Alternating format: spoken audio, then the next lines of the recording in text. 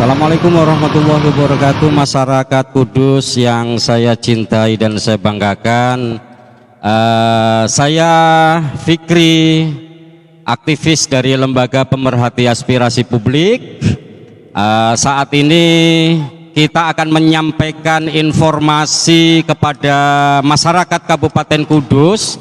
Kebetulan saya saat ini berada di wilayah Jalan Sunan Kudus yang kebetulan di jalan ini ada proyek. Tentu masyarakat akan bertanya-tanya sebenarnya ini akan ada proyek apa ini.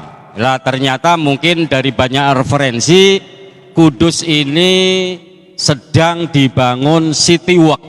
City Walk itu apa?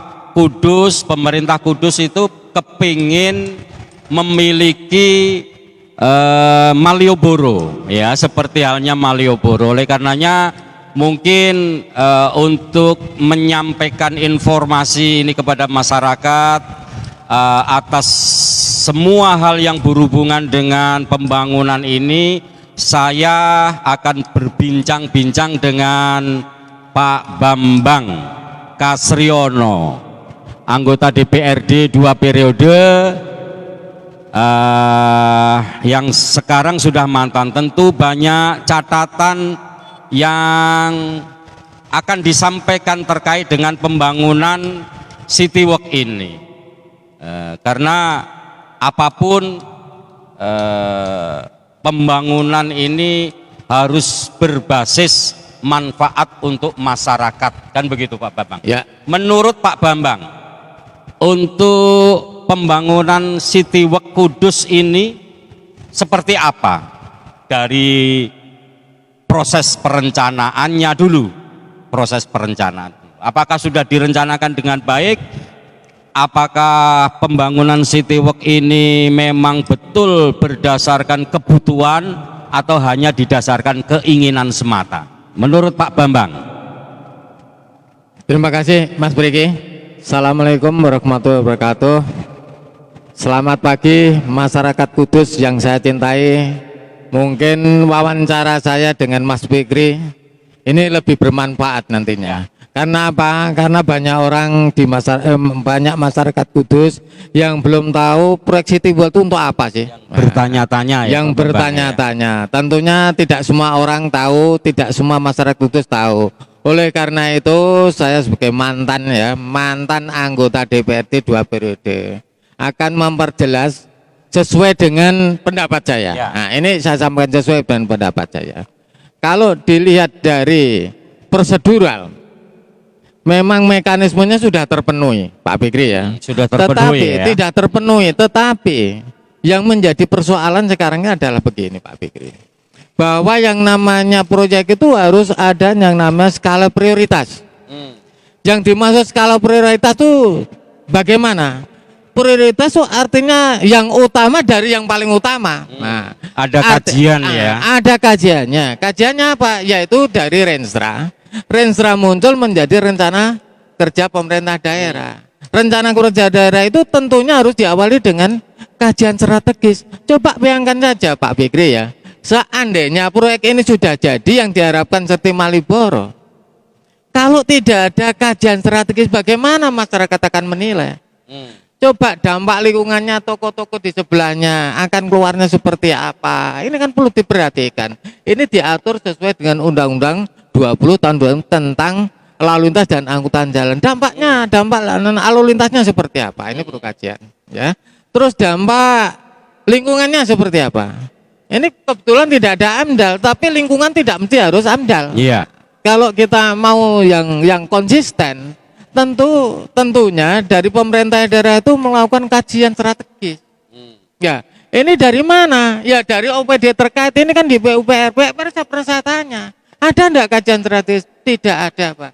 Lah ini saya tuh menjadi bingung Pak Fikri. Jadi tidak akan menjadi proyek yang ujuk-ujuk ya? Nah, tidak ada ujuk-ujuk. Tentunya itu sudah diawali, tapi kenapa tidak ada kajian strategis?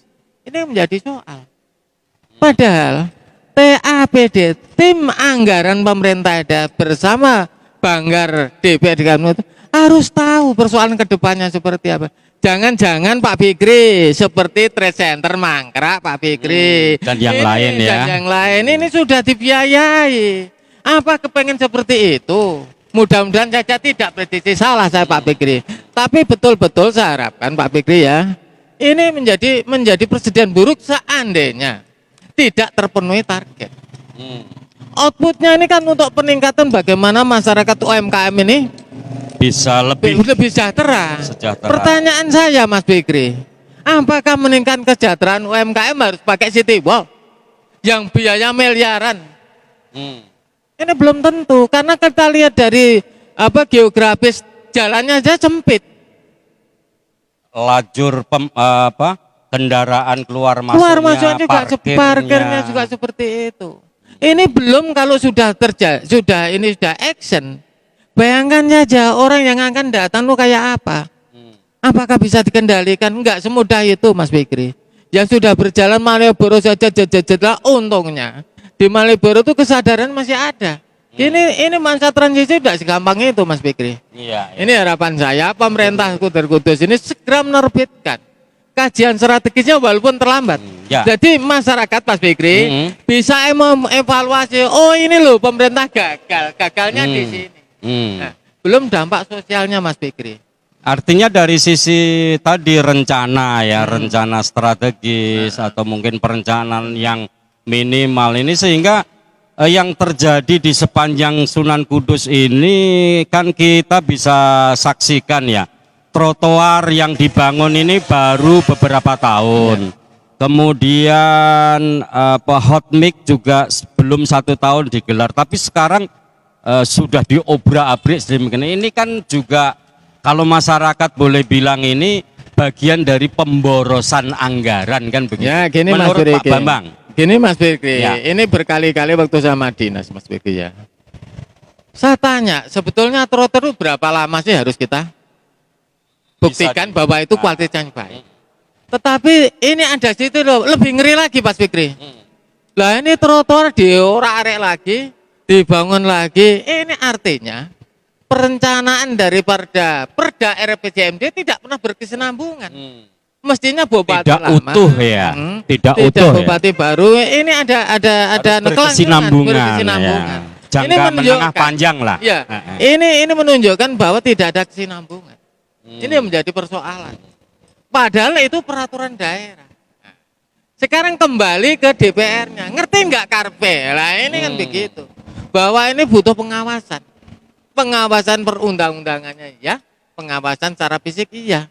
Tetapi harus didahului dengan pengawasan perundang-undangan. Nah, ini Mas Fikri yang perlu kita luruskan. Sebetulnya apa namanya? Saya tidak nyalahkan ya pemikiran inovasi untuk membangun ini dan itu tuh monggo lah. Selama kajian strategisnya itu ada. Misalkan Mas Fikri akan membuat usaha ini mesti dikaji dulu. Untung enggak? Nah, ini yang enggak masuk akal ini enggak ada. Kalau pemerintah Kudus ada kajiannya saya minta datanya. Ini Mas Fikri, ayo kita buktikan seperti itu. Lah inilah yang sebetulnya menyalahi hal-hal yang sebetulnya terstruktur dalam tata kelola. Kalau DED-nya ini sudah pas, tidak ada masalah. Cuman yang menjadi persoalan itu adalah loh yang trotoar sudah lama kok diorak-arik lagi itu kan biaya, itu kan anggaran. Makanya ketika saya jadi DPR Mas, bola-balik mikir ngangun trotoar, ya belum selesai rusak, sampai bosan Mas mikir itu sebetulnya. Itu pernah dulu itu saya ingatkan seperti itu. Ya. Monggo Pak Fikri ada lagi pertanyaan. Kalau mungkin dari besaran anggaran ini, menurut Pak Bambang yang sudah berpengalaman menjadi wakil rakyat 2 periode ya, dari 14, sekian miliar kemudian digelar untuk mewujudkan bangunan City Walk ini, menurut Pak Bambang dari asas kepantasan dan kepatutannya. Nah, begini ya, sebetulnya supaya masyarakat tahu. Kalau menilai Mas Fikri, menilai besaran anggaran sebetulnya harus kita kalkulasi secara teknis ya. Secara teknis, teknis itu sebetulnya. Ya. Tapi nek saya pribadi berdasarkan rasa pangrasa. Loh, duit 14 miliar cuma dibuat seperti ini Mas Fikri. Ini sebetulnya buat saya eman-eman kalau kita akan mana kepentingannya lebih dahulu kita buat. masih Misalkan banyak, saya ya. pendidikan gimana, kesehatan seperti apa, inilah dulu. Baru kita mirip di tahun berapa lah nanti kita buat city wall seperti itu. Enggak ada masalah. Cuma mendahulukan mana yang lebih penting, mana yang lebih prioritas ini loh. Lebih penting dari yang penting. Paling penting. Yang paling Nah, penting. tadi saya katakan prioritas dari yang paling prioritas. Ini ya mungkin Pak Bambang, saya sebagai lembaga pemerhati aspirasi publik ini kan kita tahu bahwa sebelum ada pembangunan ini ada penghuni yang mengais rezeki di wilayah ini. Ya banyak pedagang kaki lima yang mungkin saat ini harus eksodus ke Gang 1 ya. Kemudian ketika nanti ternyata pedagang-pedagang itu tidak terakomodir di wilayah Citywalk ini dengan alasan yang tentu nanti akan ada mesti. Terus kalau misalnya konsep Citywalk ini harus mengakomodir mereka, tidak diakomodir bagaimana, diakomodir bagaimana? Menurut Pak Bambang? Mas Fikri tadi sudah kita jelaskan lagi-lagi, Mas Fikri ya.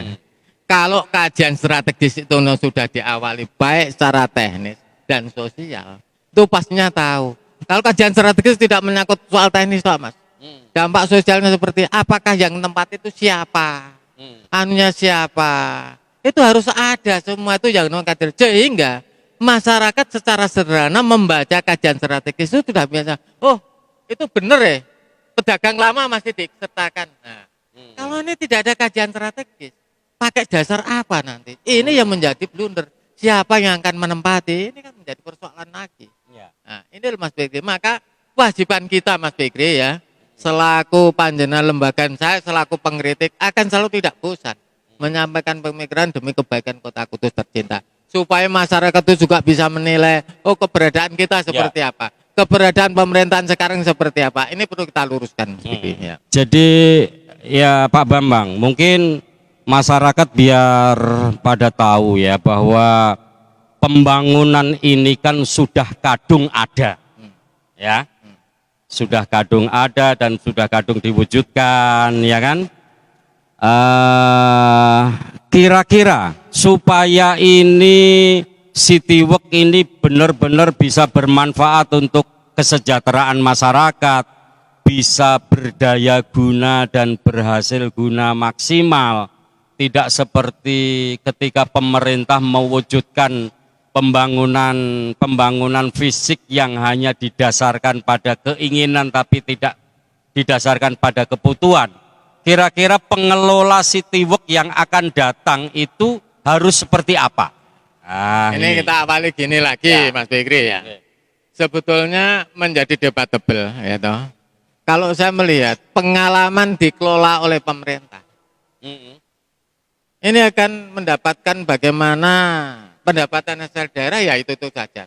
Nah, ini menjadi persoalan adalah kos bagaimana pembiayaan ini. Misalkan saja, ini kan istilahnya apa ya? Ada yang namanya apa ya? Saya lupa Pak Fikri ya. Mungkin sudah lama saya. Enggak. Ini ada yang namanya tanah untuk UMKM itu ada bayarnya dulu. Kalau di dinas pasar itu apa namanya? Lupa saya itu. Nah ini harapan saya, pengelolaan ini betul-betul serius. Kan sudah kita mendatangkan investasi yang besar, tapi tata kelolanya nggak pas. Ini jadinya amburadul. Ya, betul. Nah, kalau saya dulu, waktu jadi ketua RPJMD, saya selalu mengamanatkan bahwa di dalam RPJMD itu, bahwa untuk kegiatan yang mendatangkan penghasilan PAD, khususnya parkir ataupun ini, harus di pihak ketiga kan Pak. Nah, pihak ketiga kan terpenuhi enggak? Ini butuh kajian. Yang saya khawatirkan lagi, Pak Fikri, kalau tidak ada kajian strategis siapa nempati, sehingga ada ruang kosong. Ruang kosong ini belum digunakan, lama baru penataan. Nah, contoh saja Trade Center, itu lama sekali, nggak pernah dapat yang namanya siapa yang harus menempati.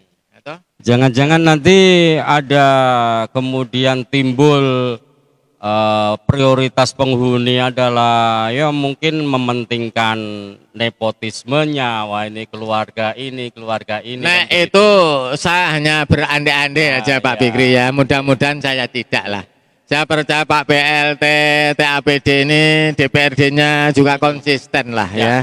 Jadi memang betul-betul haknya masyarakat supaya dinaik masyarakat biar pendapatan masyarakat itu naik. Jadi mengurangi angka kemiskinan, angka pengangguran, dapat meningkatkan pertumbuhan ekonomi dan lain sebagainya Mas Fikri, yang semuanya untuk masyarakat Kudus. Ini harapan saya Mas Fikri ya. Jadi lagi-lagi Mas Fikri ya, kalau dulu itu ada kajian strategisnya Mas Fikri, saya sama panjenengan ngontrolnya tuh penak. Ya, sudah ada panduannya ya. Ada schedule-nya. Ini jadi ditempati kapan? Ini enggak jelas. Ini enggak jelas. Dampaknya tuh enggak jelas. Jangan-jangan boro-boro PAD naikkan Mas. Wong ini kapan selesainya, misalkan bisa ditempati, actionnya kapan, itu belum jelas. Belum jelas karena tidak tahu. Iya, kalau tapi ada schedule-nya di kajian strategis, enak Mas Fikri, kita tinggal baca. Iya. Oh ini piye karepe iki berangkatlah. Contohnya seperti Terminal Kudus Mas. Itu tidak kajian terakhir buat sekarang apa? Mangkrak. Bukan mangkrak. Loses kerugian. Lah mungkin terkait dengan nanti ya, kita juga mengandai-andai apakah City Walk ini akan dibuka sepanjang masa dalam arti 24 jam atau seperti keberadaannya itu seperti para pedagang kaki lima yang dulu pokoknya angger habis maghrib gledek do teko atau bagaimana kan begitu. Artinya ketika City Walk ini nanti berpraktek 24 jam seperti halnya di Malioboro, tentu ini akan berdampak pada toko-toko yang ada di sekitarnya. Kemudian ini belum apa namanya, seperti yang kita lihat ini, belum berfungsi saja lalu lintas sudah seperti ini. Terus bagaimana nanti ketika kemudian ini Mas Brigi ya, kalau saya menyikapi ini sejak awal saya sendiri itu sering mengkritik ya, artinya tidak pernah ada dokumen yang bagiannya memperjelas dampak. Kenapa saya sejak dulu mengkritik? Yaitu tadi, jangankan boro-boro action Mas. Ini perlu dicatat, ini masa pandemi COVID-19. Ini jangan-jangan COVID itu menjadi argumentasi dari pemerintah daerah. Pak ini masih COVID ya, tidak bisa action. Lah ini padahal dia tahu pemerintah Kabupaten Jendri melakukan lelang. Ini di musim COVID. Coba bayangkan, kalau itu argumentasinya seperti itu, apa masyarakat yang dirugikan? Ini. Jadi harapan saya ini jangan sampai argumentasi itu dimunculkan. Dari awal sudah tahu ketika kita melakukan lelang, ya seperti ini, sudah COVID. Nanti bilang COVID lagi. Ya. Nah, ini. Mungkin terakhir Pak Bambang. Ya. Pesan Pak Bambang sebagai pengamat kebijakan publik dan mantan anggota DPRD Kabupaten Kudus 2 periode. Ya. Tentu karena apapun pembangunan ini sudah terjadi. Kemudian pesan apa yang Pak Bambang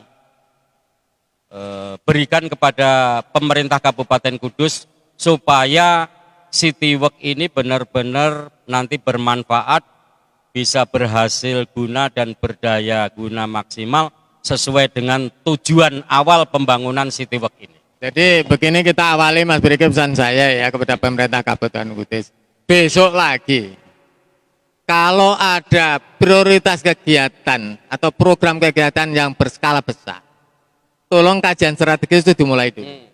Nah, ini jadi masyarakat bisa recek, check and balance keberhasilan. Yang kedua, berharap dengan karena adanya sudah terjadi dikerjakan. Saya mohonlah untuk tahapan-tahapan untuk bisa action. Ini segera dibuat schedule-nya. Supaya langsung bisa bermanfaat. Action langsung bisa bermanfaat.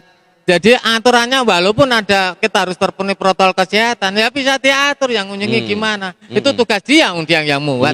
Nah, ini harapan saya begitu. Ya. Yang ketiga Pak Brigri, jangan sampai lah ini menjadi persoalan-persoalan di kemudian hari yang akhirnya tidak bermanfaat karena gagal ya. Karena gagal mengimplementasi wujudan cita-cita impian daripada pemerintah itu jadi apa? Peningkatan pendapatan daripada UMKM. Itu Pak Brigri. Jangan keluar dari substansi. Substansi itu. Lalu ini kan mungkin masih setengah masa ya, setengah waktu ya. Pesan Pak Bambang kepada rekanan yang bertanggung jawab nggarap pekerjaan ini. Saya kalau kita lihat Mas ya. Akhir pekerjaan ini kan kita lihat ya, saya tidak tahu schedule-nya berapa. Tapi kalau kita melihat 15 Desember itu harus sudah 15 Desember itu harus tutup. Kalau ini tinggal waktu 1 bulan, bayangkan saja. Apakah mungkin waktu 1 bulan bisa clear? Lah harapan saya agar pemborongnya atau pihak ketiganya menambah tenaga kerja supaya bisa clear. Nek perlu rino wengi. Itu pun tidak menjamin kualitas. Ya. Bab masalah semen ini ada hubungannya dengan tayar waktu. Lah ini baru terjadi, apalagi ya tetap kita kerjakan. Ayo kita pacu supaya cepat selesai. Itu harapan saya Mas Bukir. Jadi tanpa meninggalkan material-material ini juga harus sesuai dengan RAB, sesuai dengan spesifikasi yang dimunculkan di RAB itu kan begitu. Ya, supaya betul, nanti di kemudian hari tidak terjadi persoalan hukum di kemudian hari. Nah pesan saya gini Mas Fikri ya, pemerintah daerah khususnya DPRD fungsi pengawasan itu harus betul-betul ditegakkan ya. Artinya jangan melihat dari sisi bagaimana ini menyalahi, tapi regulasi mana yang harus kita penuhi. Ini satu persoalan. Yang kedua dari pihak inspektorat pun harus melihat ke depan seperti apa. Jangan padahal di PP 1712 itu jelas review itu ada, review baik kegiatan perlu dilaksanakan atau tidak itu di inspektorat Pak. Makanya ini jangan nyalakan semata-mata di OPD, inspektorat juga peran penting Mas. Iya, karena institusi mereka itu di menjadi deteksi awal apakah pembangunan yang mau direncanakan oleh pemerintah ini sudah sesuai dengan aturan main apa belum kan? Ya, gitu. Saya kira itu Pak Bambang bincang-bincang kita nanti kita akan muter terus, di Kabupaten Kudus. Khususnya adalah untuk memberikan catatan kepada pemerintah dan kepada masyarakat bahwa kita itu perlu evaluasi konstruktif supaya pemerintah dalam merencanakan itu tetap berdasarkan koridor hukum yang ditetapkan oleh pemerintah Negara Kesatuan Republik Indonesia kan begitu. Jadi paling tidak kita sedikit bisa memberikan mungkin informasi kepada masyarakat, kemudian harapan nantinya bagaimana supaya kajian-kajian ini terus dilakukan.